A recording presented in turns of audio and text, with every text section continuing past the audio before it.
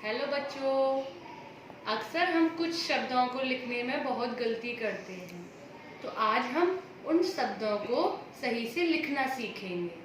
तो चलिए शुरू करते हैं।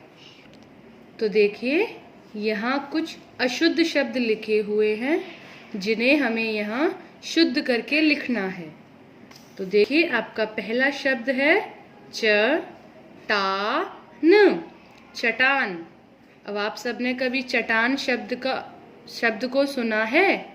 नहीं सुना ना, क्योंकि चट्टान कुछ होता ही नहीं।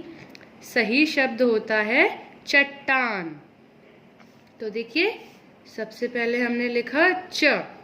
अब देखिए, ये है चट्टान, टान, और सही शब्द है चट्टान।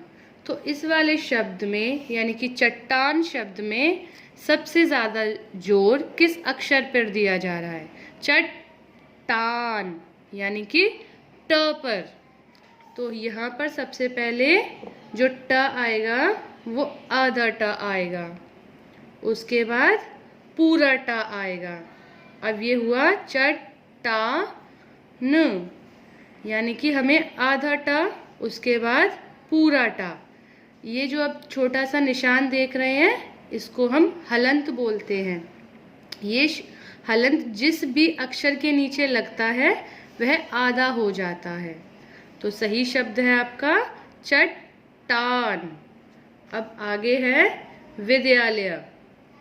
अब सही शब्द क्या होगा? विद्यालय। तो देखिए, यहाँ किस शब्द को धीरे से बोला जा रहा है? विद्यालय, विद्या यानी कि द को, और यहाँ लिखा हुआ है विद्यालय, यानी कि जो द है उसको धीरे से बोल रहे हैं। इसका मतलब जो द है वो आधा आएगा। तो देखिए, वी, जैसे हमने यहाँ हलंत लगाया था, यहाँ हम द के नीचे लगाएंगे, और ये हो गया आपका विद्यालय।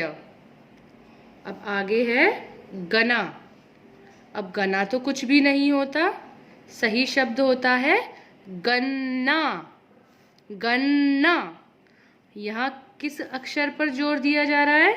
ग तो आ रहा है आपका प्रॉपर, ग ना, यानी कि ना पर।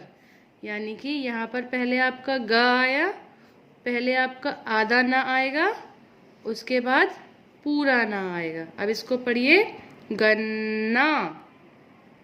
कुछ अक्षर ऐसे भी होते हैं जिनके नीचे हम हलंत नहीं लगाते और उन्हें इस तरह से आधा लिखा जाता है। आगे है छता, छता। अब छता होता है या छत्ता होता है? आप सब जानते हैं छत्ता क्या होता है? जिस पर मधुमक्खियां रहती हैं। तो देखिए, सबसे पहले आया आपका छ ता, यानी कि यहाँ पर त पर जोर दिया जा रहा है। तो यहाँ पर ये आ गया आधा ता और ये आ गया पूरा ता। अब ये बना छत्ता। अब आपका आखिरी शब्द है आत्मा, आत्मा। अब देखिए, आत्मा होता है या आत्मा होता है? आत्मा होता है ना, यानी कि जो त है आत्मा में वो बहुत धीरे स्वर में बोला जा रहा है। इसका मतलब जो त है वो कैसा आएगा? आधा। तो ये है सही शब्द आत्मा। इसी तरह से आपके व्हाट्सएप ग्रुप पर आपको एक शीट मिलेगी जिस पर कुछ अशुद्ध शब्द लिखे हुए होंगे। उन्हें आपको शुद्ध करके गुड हैंडराइटिंग में अपनी नोटबुक में लिखना है। Bye bye.